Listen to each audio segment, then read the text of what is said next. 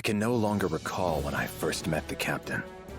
All I can say is our paths crossed in dark times, when nights were sleepless and the wind whispered with insidious intent. Fiendrock, my homeland, was crumbling from within, consumed by the weakness of her own people. I ventured abroad to seek help from our neighbors, but this rendered me blind to schemes hatched in the heart of our court. When I returned, the adders sprung, and I found myself falsely convicted of regicide. Disgraced, I fled the kingdom and wandered for a while in the pathless wild. Perhaps I would still be there, slowly fading into the shadow, had the crew of the Grand Cipher not come for me. The captain never once doubted my innocence, led me back to Fiendrock, and cleared my name. My honor was restored. Thus concluded the greater part of my tale, but the Grand Cipher's myth was just beginning. I joined the crew to see this story unfurl. Our journey, like all great journeys, has passed through both sorrow and joy.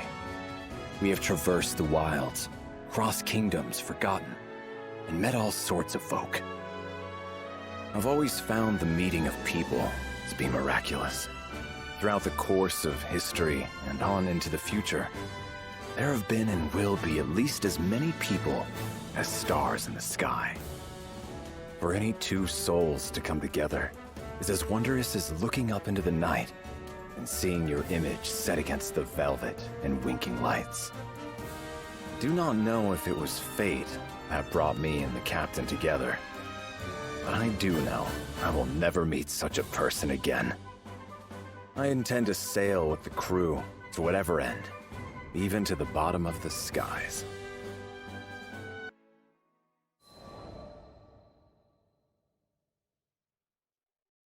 In my youth, I was vain and headstrong.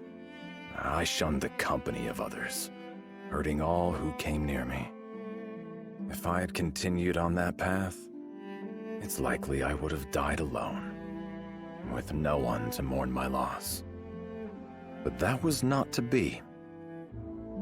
I was discovered by Yosef, the former king of Fiendrock, found, quite literally, by the side of the road. Though at that time, I slew monsters solely out of malice. His Majesty looked at my blade and saw what took life could also save it. He knighted me, and under his guidance, I learned about honor and friendship. I found meaning in existence. But in our world, love is inextricable from grief. New friends and brothers were lost. People that I trusted turned upon me.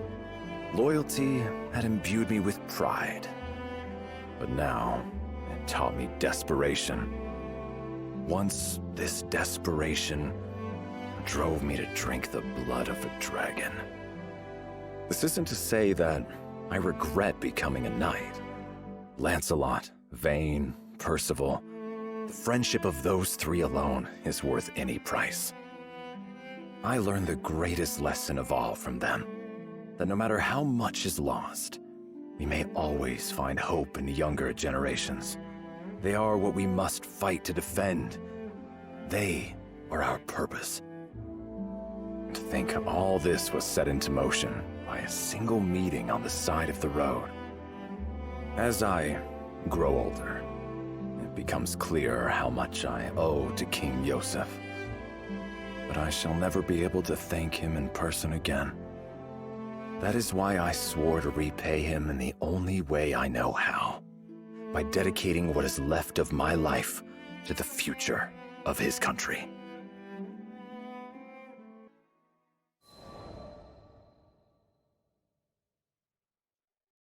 I know King Yosef would not want me to grieve overly much for him, but he turned me from a vagabond into the captain of the Black Dragon Knights. Under his rule, the base were ennobled, tall towers were raised, and withered fields burst forth into color. He might have done much more, had traitorous hands not cut his life short. The royal consul Isabella, covetous of his power, killed the king and smeared the guilt of it on me. Unable to prove my innocence, I was forced to flee the capital. For weeks, I was hunted by soldiers I had trained by my own hand, Lancelot foremost among them. My name was now reviled, scrubbed like a stain from the halls of honor. But this caused me little pain, for I never hungered after fame or titles. I served the crown because I loved my country, the same reason for which King Yosef wore it. Even as his body was broken and he lay on the threshold of death, he called only for the mending of Fiendrock. I would not let our home waste away under the shadow of Isabella's ambition. I returned to the marches, where I dwelled in secret, gathering information. I worked alone, and even Lancelot was kept from my counsels.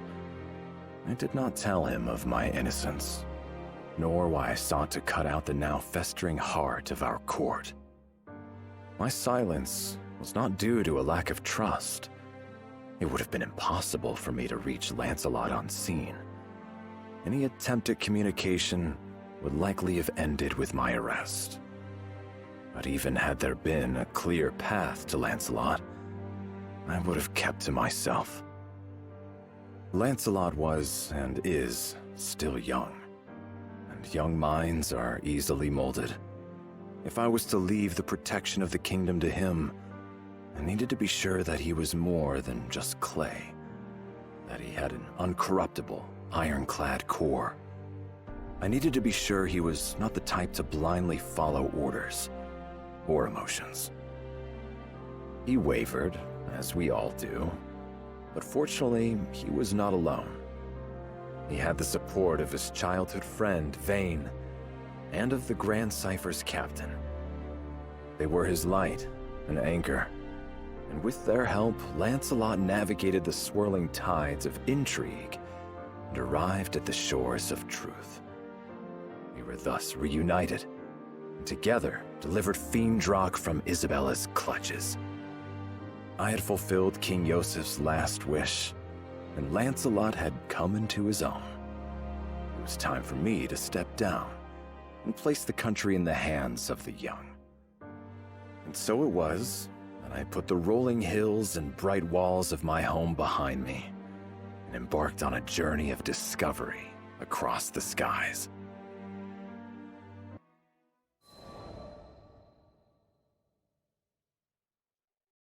Zega Grande, another new skydom where the clouds hid unfamiliar tales. My travels aboard the Grand Cypher have taken me to many far-flung places, where I have found that there is yet enchantment in this world. I've sought after magical seashells with the power to heal kingdoms. I've crossed blades with legendary warriors, and I've heard strains of alien music, which, though strange to my ears, still spoke to my heart. But no matter how far I roam, my thoughts are constantly with the country King Yosef left in my keeping. When we alight in a foreign land, I find myself drawn not to gardens or taverns, but to places of law and order. I am ever seeking new allies for Fiendrock and rooting out her enemies. It must seem like I have a mind of cold iron and steel, driven by thoughts of politics and war. And I have no excuse except to say, once a knight, always a knight. Zega Grande had almost fallen under the sway of Avia. Now, as its people rebuilt, I desired to learn whether their fortresses were stronger, and whether any dark shadows still haunted their streets.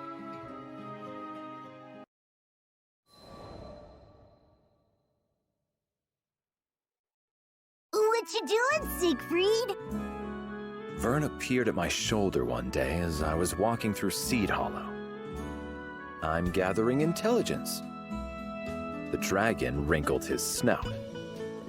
Man, you're a workaholic. He wasn't incorrect. I did want to lay aside responsibility and stroll unburdened in the sun, but I couldn't rest easily when duty called. Hey, what if I helped? 2 weeks are better than none. Vern was indeed light and fast, but I found it easier to scout alone. Ugh, come on. I know how to handle myself. You certainly do. If anything, I felt that the captain, Lyria, and Vern were strong beyond their years. That they had been forced to grow up too fast. All right, Vern, be my guest. Finally, something to do. Agent Vern is on the job. Vern twirled deftly in the air. So, what exactly is the job? What kind of intelligence you looking for? It's a little abstract. I would like to learn about the values of this country. Why it was founded, for example, or what would cause its people to go to war. For nations with similar values are often quick allies, but nations with conflicting values find themselves enemies. Yeah, I'm totally following. Take Fiendrock, for example. Our king and people stand for fellowship and peace. If we were to find out that the leaders of Seed Hollow, on the other hand, favored conquest and power, then we might expect trouble. What, kind of trouble are we talking here? Don't worry. I gave Vern what I hoped was a reassuring smile.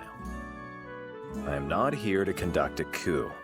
I only seek information to bring back to Fiendrock, which may help in matters of diplomacy. Diplomacy? Well, that's way above my pay grade. Aw, dude, I think something just happened over by the gate. I see a bunch of soldiers running that way.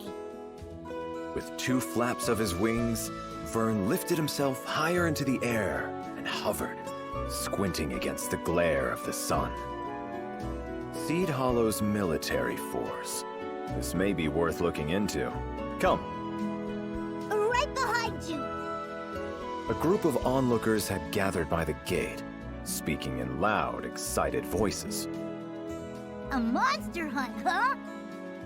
Let us follow them. We may learn something useful. Nothing is so revealing of a person's nature as their deeds in battle. We passed out of the stone city and trudged for a while among grass and dirt paths. Or rather, I did, while Vern rode the winds beside me. Suddenly, he let himself rise on an updraft. Spotted them! They're going at it! As he spoke, I became aware of distant cries and the clash of arms. Let's see here. I crept beneath the shadow of dappling leaves and up a small knoll for a better look. I don't think they can win this thing! The warriors of Seed Hollow were many, and their faces grim with determination. And yet... Ah! Captain, we can't hold out much longer! Stand your ground! If these monsters get past us, it's the lives of your friends and family! They were scattered, weak, and on the brink of disaster. Vern, I'm going to their aid. With that, I grasped the hilt of my sword and burst from the cover of the trees. We gotta hold on! They're moments away from annihilation. We must gauntlet. Come and face me! What the hell are you? Get out of here! Push This through! is no place for civilians! With all due respect, you are not in a position to reject my aid. Focus on keeping yourself safe. All right, Take fine. heart. That sword of yours better not just be for show. This is power! Look, how is he mowing down all these half-thieves? Enough! Be gone!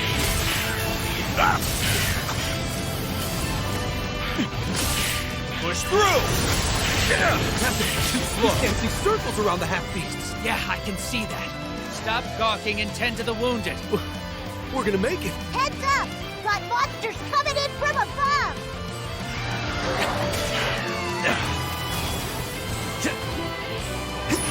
Break!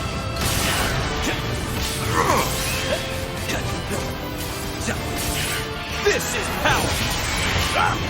Enough!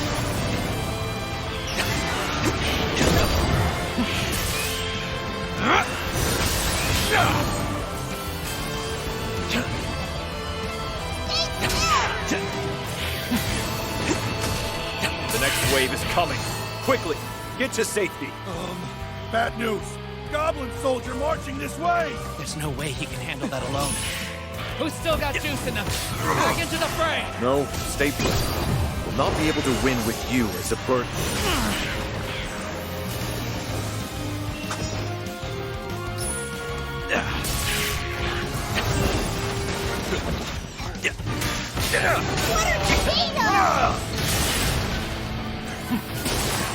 Push through! Bear witness!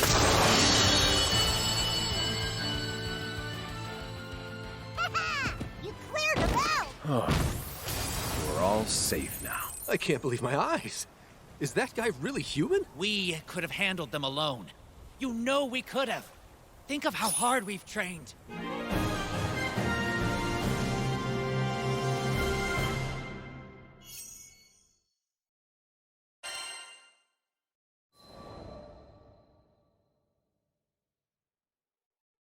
The cry of the last monster faded to nothingness, and I sheathed my sword.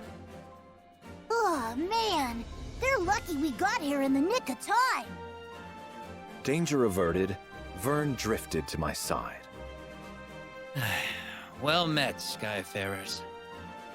The soldiers from Seed Hollow gathered themselves and limped to form ranks. At their head, a man I believed was their captain stood, frowning at us. You guys must be dying to thank us. I take payment in apples, by the way. Vern wasn't quite reading the mood. So you know your way around a sword. Great. We appreciate the help and all, but could you not interfere with official military business? What? We're professional soldiers. We can handle monsters without you swinging in to save the day. Number one? That's a lie! Number two, what's with the attitude? That's enough, Vern. The dragon looked ready to spout fire. Hoping to calm him, I caught him and held him in my arms. I'm sorry. We mean no disrespect. With a bow, I turned and left that shadowy glade. I did not relax my grip on Vern because I felt certain that if I let go, he would flip back and spit venom in the soldiers' faces.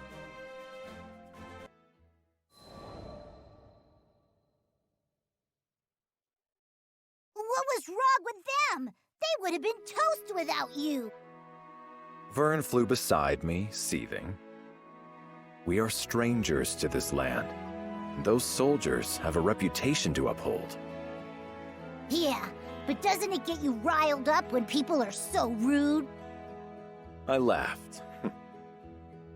If rudeness were the worst foe we ever faced, we'd be lucky warriors indeed.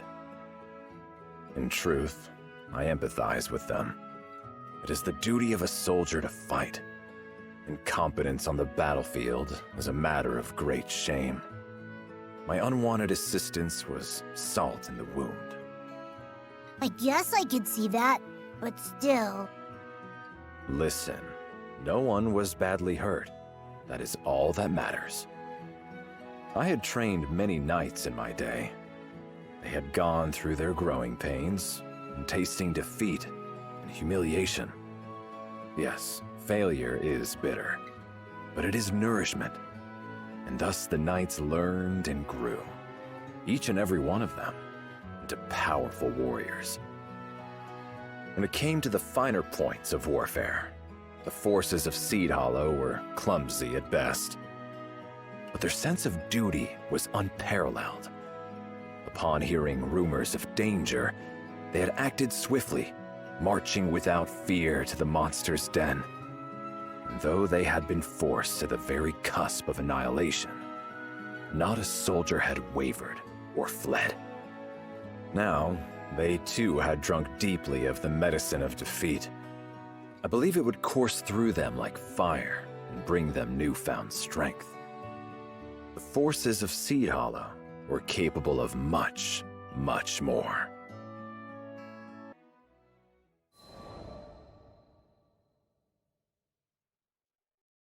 I entered the warm wooden interior of my cabin on the Grand Cipher, carrying an armful of books. I laid them on the desk, drew out a chair, and took a short trip through Seed Hollow's history. Unbroken peace. For 500 years after the ending of the war, violence had not troubled the skies of Zega Grande. There were your usual skirmishes, of course, power-hungry rebels, etc., but nothing so big it had not been quickly sorted out and buried in the sands of time. However, 15 years ago, tragedy on Dolly Island acted as a catalyst to the rise of Avia.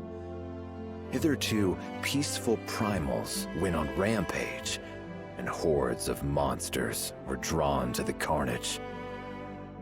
So that's why. I thought back to the disordered ranks of the forces of Seed Hollow. Peace had dulled their senses.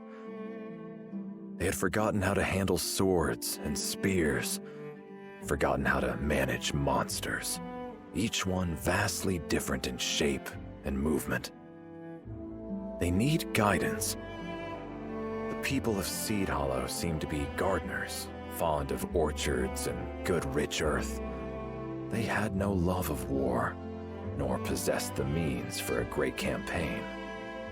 Unless a revolution were to completely reshape this country, I did not believe it would ever pose a threat to Fiendrock.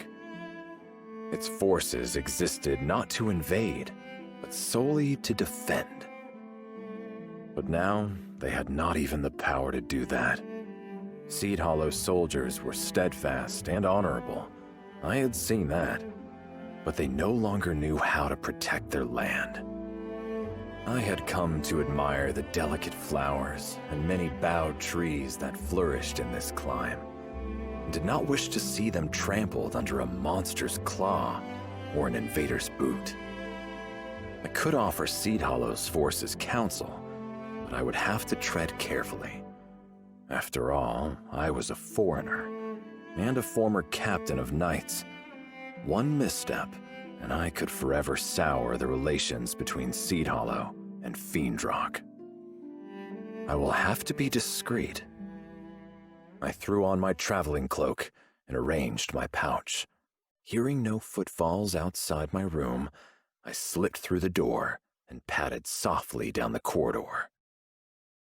Oh, hey, Siegfried. You heading out? Vern spotted me on the deck of the Grand Cipher. So much for stealing off unnoticed. I'm going for a walk. On your tiptoes? No way, man. I bet you're going on another one of your secret missions. Though small, Vern had inherited the legendary wisdom of the dragons. Guilty as charged. But the fewer people who know about it, the better. Can you keep this from the others? Come on, Siegfried. We all know you won't yak for truth and honor and justice and all that. If you're gonna disappear, you should at least tell your captain. My butt'll understand. I could find no objection. It seemed that all the adventures Vern had been on, all the grand and wondrous things he'd seen, had sharpened his insight. Yes, of course. You're right. I followed Vern to the captain's cabin. I've come to ask for permission to leave on a private mission. But I must warn you, if things go wrong, it could spell trouble for the crew. My throat was tight, light nerves, I supposed, and a touch of guilt. The captain did no more than smile and wish me a safe journey. What'd you expect? We trust you. Fortune truly had graced me with the best of companions.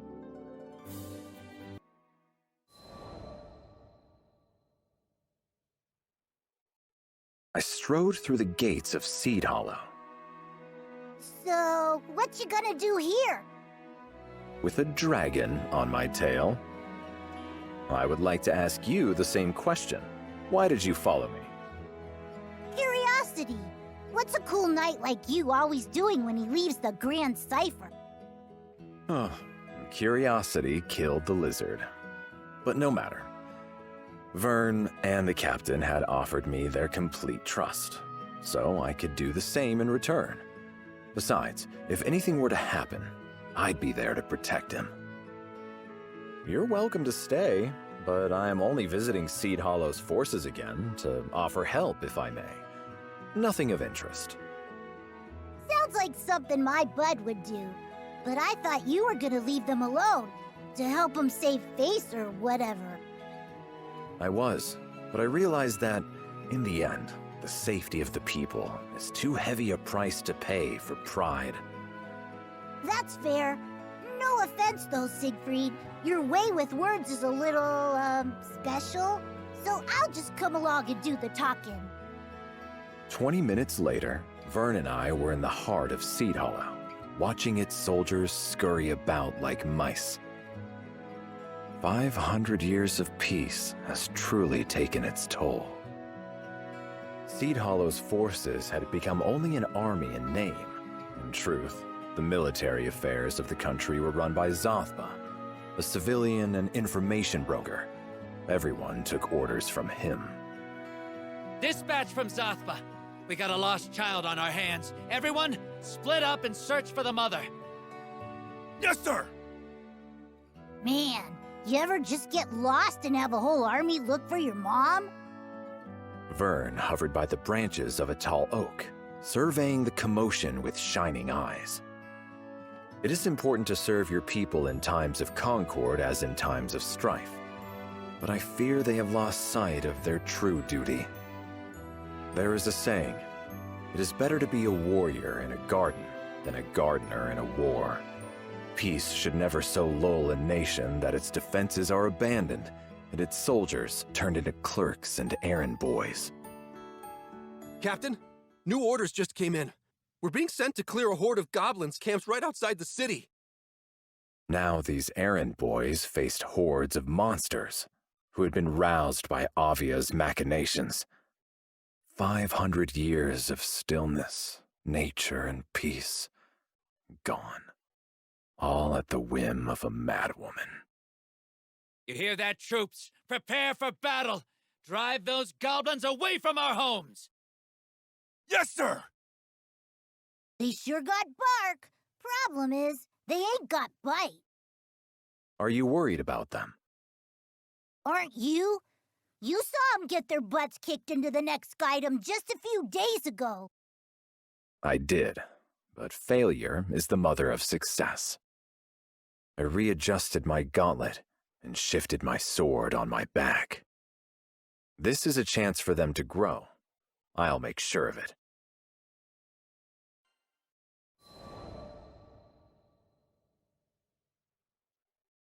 Vern and I left Seed Hollow and turned off the road, beating a straight path to the goblins' encampment through trees and underbrush.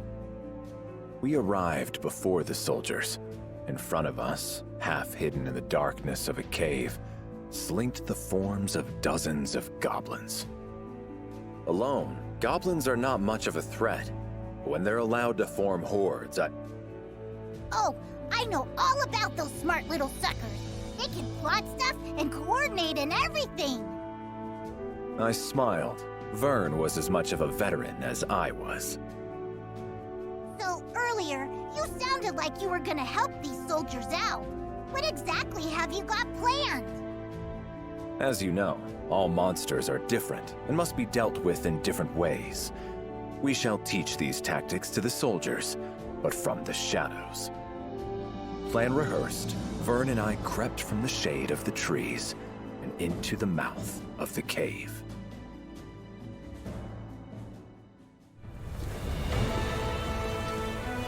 Ready? Our mission awaits. We've got to break their formations. First, let's go for a frontal assault on the sentries. The army from Seed Hollow will be here any minute now! Hurry! Don't worry. We won't even need a minute. Bear with We made it! Looks like the soldiers are still prepping for the fight. Perfect. That gives us just enough time to thin down their main ranks. More gobbles! Man, there's a lot of them! Well, let's fix that, shall we? Turn the tide! Let our blades do the talk. Your edges die!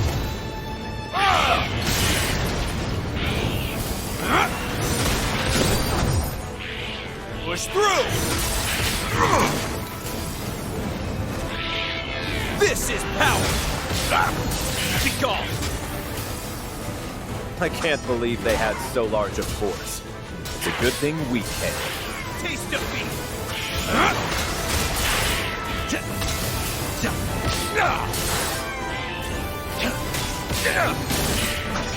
Push through! This is power! Surrender! Reinforcements! You've got this, Siegfried! Your end is nigh!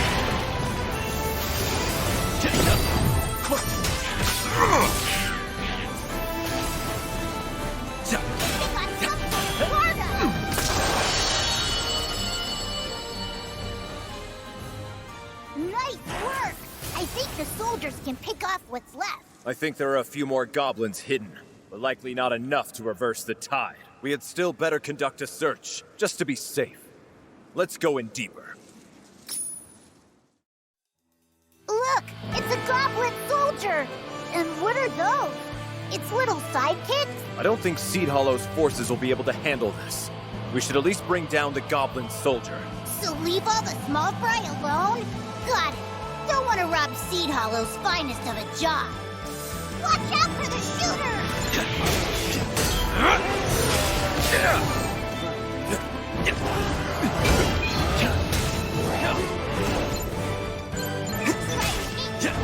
Meet your doom! Push through! Too slow. Take heart. Watch out for the Don't mistake mercy for weakness. Your end is nigh. They're trying to hit you from far away! This is power. Bear with me.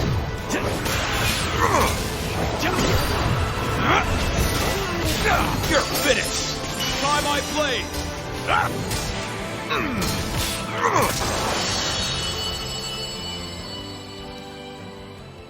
Well, I think we're done here.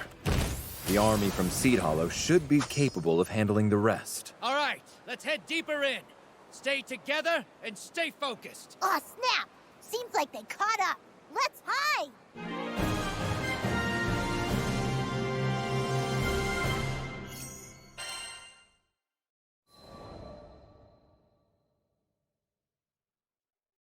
Holy Bahamut! We did it! The day is ours. Good work, troops. Vern and I crouched behind a craggy boulder and watched as the soldiers strode about the battlefield. Not a goblin was left. The voices of the triumphant rose up and resonated about the high, cool walls of the cavern. All went well. I guess, but those soldiers took a heck of a beating. Vern perched himself on top of the boulder, head cocked to one side. They will continue to grow. They have experience now, and what's more, confidence. They will learn to keep their wits about them in battle, to observe the enemy and strategize. If you're sure, there's something I've been wondering about, though, Siegfried. You didn't have to help these people. You're not even getting paid for this. So why go through the trouble? I laughed softly. I think you already know the answer to that riddle. because everything good in this world is worth protecting.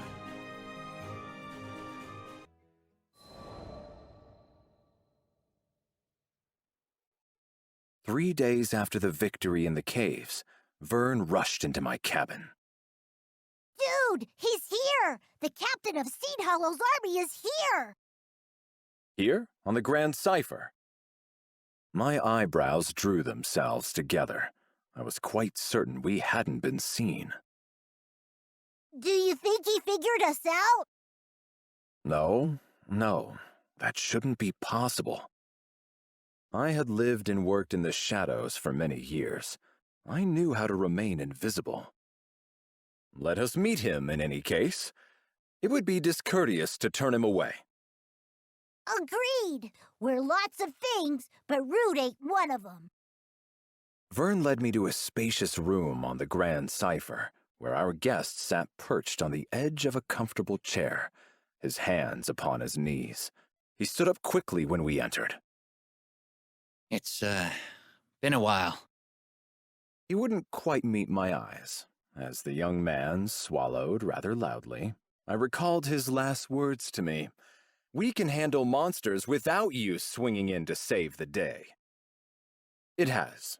I still regret my actions in the forest. Is that what you've come to talk about? No! He shook his head vigorously.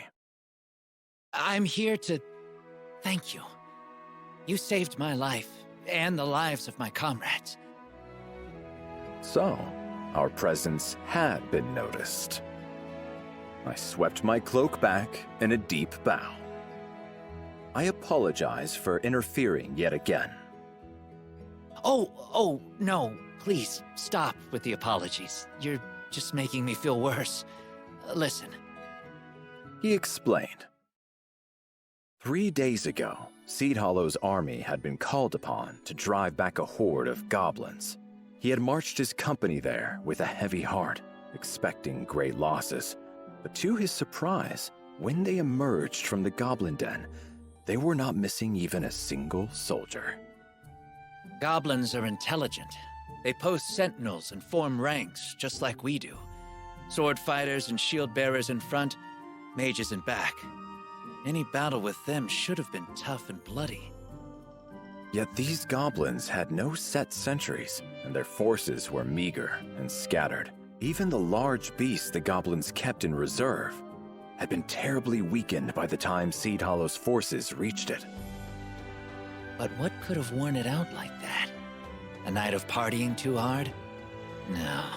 Someone had to have helped us, and luckily, I had an inkling who. Now he raised his round, earnest face and looked straight at me.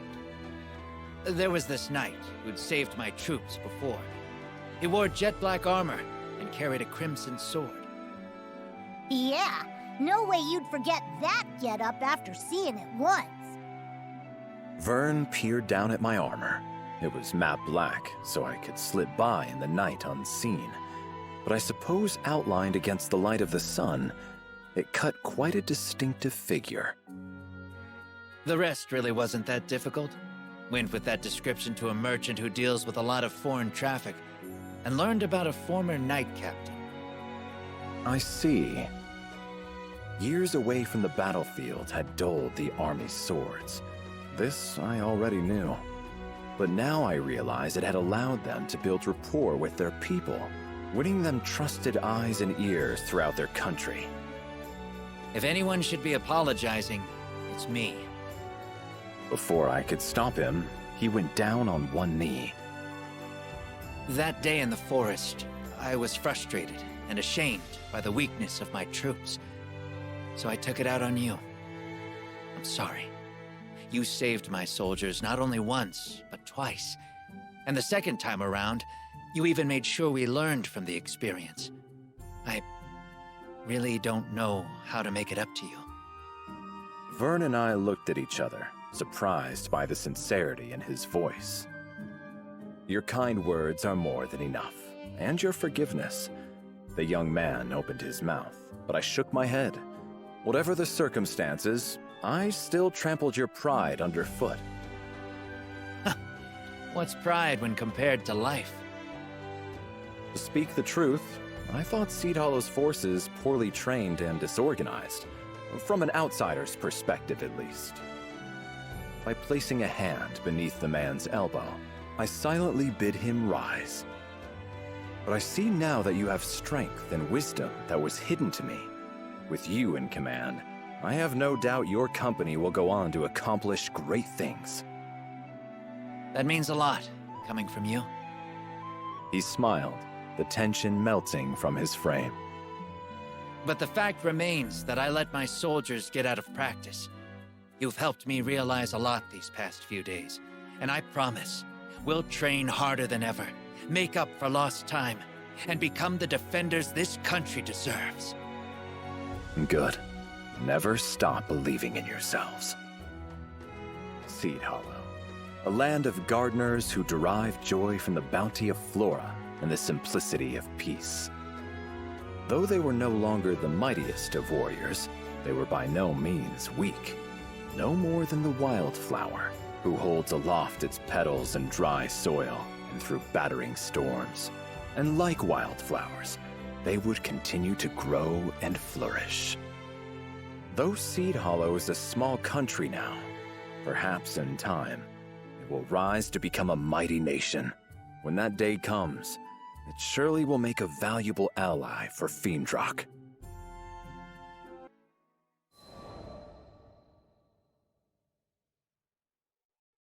Hey, is it just me, or have we been getting less monster hunting missions recently?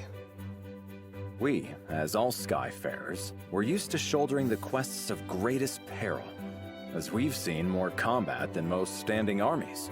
However, though Zega Grande was as plagued by monsters as ever, we'd had a quiet few days. I think I can explain. Lyria raised her hand, eager to impart valuable intelligence. Apparently, Seed Hollow's soldiers have been super on top of things lately. A monster appears, and before the Crew Alliance can even draft up a mission, they get in there and solve the problem. Good for them, but less work for us means less jingle in our pockets. Vern drifted to me from across the room, and positioning his snout by my ear, spoke in a whisper. Guess they really got their act together, huh? It would certainly seem so. I looked up at my small comrade in training. We exchanged a secret smile. Well done, troops. Well done.